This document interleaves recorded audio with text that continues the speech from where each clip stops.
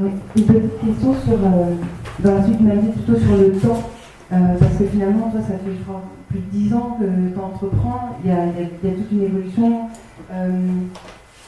et dans tout ce que tu nous as montré, en fait, donc, tu dis bon, l'importance de réfléchir à son système. Quand on t'écoute, on entend derrière qu'il y a énormément de formation, de lecture, etc. Et puis, il y a toute la partie concrète, pratico-pratique à déléguer une fois qu'on est plus avancé, mais comment, même si on consacre c'est des temps différents, c'est peut-être pas un tiers de son temps divisé sur ces 3 pôles, mais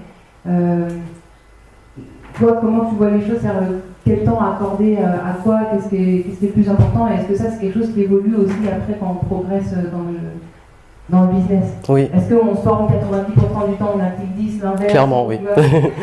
Non, après, pour moi, la priorité est dans la vente. Il y a un moment, faut pas chercher loin. Comme je dis, un business, il existe parce qu'on vend. Et je pense que en termes de focus client, focus vente, pas vente comme un bourrin, mais bien vendre en mode il faut que j'ai des clients et je suis à l'écoute de ces clients. C'est-à-dire mettre vraiment en place d'entrée une compréhension très forte des clients, donc les chouchouter, ses premiers clients, bien les traiter. Et quand j'ai commencé à mes tout débuts, c'est ce que j'ai fait, ce qui m'a permis d'avoir d'énormes résultats avec des petites audiences, juste parce que justement j'étais en mode pas bombe qui ratisse tout, mais en mode sniper vraiment précis.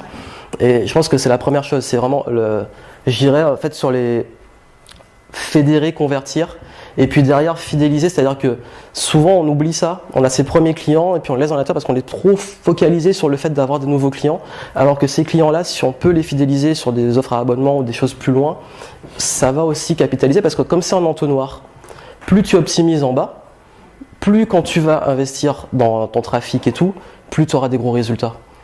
Et je suis pas rentré dans les détails des chiffres avec des exemples, mais si on commence à mettre des exemples, tu peux doubler ton business juste en travaillant là, quoi.